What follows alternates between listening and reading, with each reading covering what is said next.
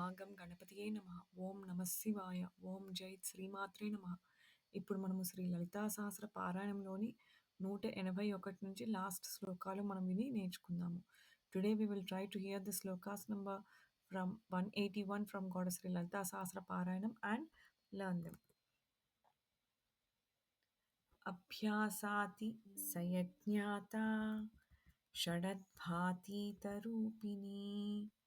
अव्याजकरुणामूर्ति प्रज्ञानध्वान्तदीपिका आबालगोपविदिता सर्वानुल्लङ्घ्य शासना श्रीचक्रराजनिलया श्रीमत्त्रिपुरसुन्दरी श्रीशिवा शिवशक्त्यैक्यरूपिणी ललिताम्बिका एवं श्रीललितादेव्या नाम्नां सहस्रकं जगुः इति श्री ब्रह्माण्डपुराणे उत्तरखण्डे श्री हयग्रीवागस्त्य संवादे श्री ललिता रहस्य